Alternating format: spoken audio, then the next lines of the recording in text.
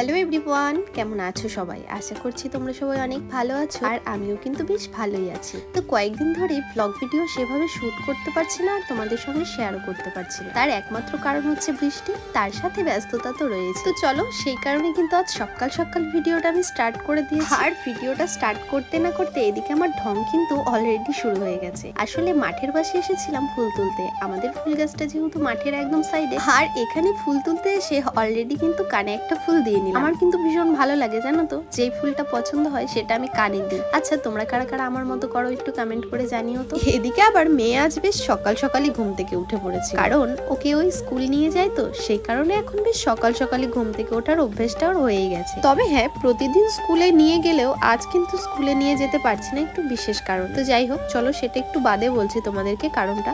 তো এখন কিন্তু তোমাদের দাদাভাই ঘুম থেকে উঠে পড়েছে, আর আমরা দুজনে মিলে 2 কাপ লিকার চা উঠোনের উপর দিয়ে হেঁটে হেঁটে খাচ্ছি। অন্যদিন ঘরে বসে চা খেলেও আজকের ওয়েদারটা দারুণ ছিল, সেই কারণে কিন্তু উঠোনের উপর দিয়ে হেঁটে হেঁটে আমরা দুজনে মিলে চা খাচ্ছিলাম আর গল্প করছিলাম। আর সত্যি কথা বলতে এই সকালবেলায় আমাদের মাঠের পাশে দাঁড়িয়ে যে কোনো কাজ করতে যে কি ভীষণ ভালো লাগে। ওদিকে আবার তোমাদের দাদা ভাইয়ের চুলগুলো এত বড় হয়ে গেছে, মানে চুলের জন্য ওর মুখের পুরো গেট আপই চেঞ্জ হয়ে গেছে। তাই আর কি আমি ওকে বলছিলাম চুলগুলো বড় হয়ে গেছে, তো সময় করে একটু চুলটা কেটে এসো, তা না হলে আর কয়েকদিন বাদে কিন্তু পুরো বন মানুষের মতোই লাগবে তোমাকে দেখে। যাই হোক, এই টুকটাক গল্প করতে করতে চাটা খাচ্ছি। তবে আজ জানো তো একটু তাড়া আছে, সেই কারণে কিন্তু চা খাওয়ার আগেই আজ সকাল সকাল রান্না বান্না আমার কমপ্লিট হয়ে গেছে। আজ একটু বেরোতে হবে মায়ের সঙ্গে, একটু দরকারি কাজ। আসলে ব্যাপারটা হচ্ছে আমার কয়েকদিন ধরে রেশন কার্ডে একটু সমস্যা হচ্ছে, সেটাই আজ একটু যাবো দেখি ঠিক করতে। সেই কারণে কিন্তু আজ সকাল সকাল প্রায় রান্না বান্না আমার কমপ্লিট হয়ে গেছে, আর টুকটাক যা কাজকর্ম ছিল সেটাও সেরে নিয়েছি। এখন এই চাটা খাবো,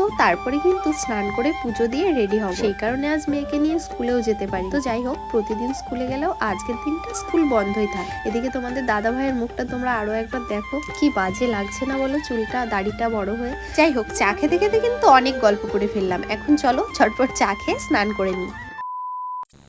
ওদিকে চা খাওয়ার পরে কিন্তু বেশ খানিকটা সময় আমি কাটিয়ে ফেলেছিলাম অন্য কাজের পেছনে, যেটা আমি তোমাদের সঙ্গে শেয়ার করতে পারলাম না। যাই হোক, এখন কিন্তু স্নান করে নিয়েছি, আর এদিকে পুজো দেবার জন্য সমস্ত কিছু আমি গুছিয়েও নিয়েছি, যেমন এই ফুল, বেলপাতা, তুলসী পাতা সমস্ত। চলো, এখন স্নান হয়ে গেছে, পুজো দেবো। আর মা কিন্তু ফোন করেছিল আমাদের বাড়িতে আসবে, তারপরে মায়ের সঙ্গে একসাথে বেরোবো আমরা। আর ওদিকে কিন্তু পুজো দেওয়ার পরে আমার মাম্মামকেও এখনো রেডি করানোর ব্যাপারটা পড়েই রয়েছে। এখন পুজো দেবো, তারপরে মাম্মামকে স্নান, খাওয়া দাওয়া সেগুলো তো পড়েই রয়েছে।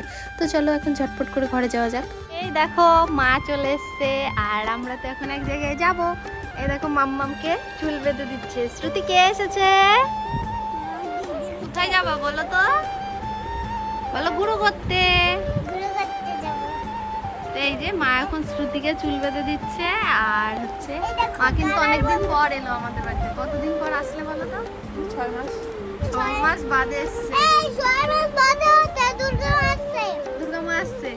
তো চলো, এবারে আমি জামাটা পরে নিয়েছি, তো রেডি হয়নি, মাথা টাথা আশ্রয়নি এখনো। চলো ঝটপট করে রেডি হই, তারপর বেরোবো। আর এদিকে কিন্তু তোমাদের দাদা ভাই আজকে একা একা বাড়ি থাকবে, এই দেখো কাজ করবে ও আর রাহুল।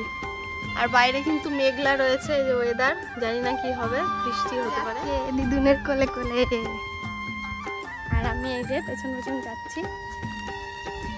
দেখো বদমাইশি, কার কোলে উঠেছো? দিদিনে। কোথায় যাচ্ছ বলো? ঘুরতে।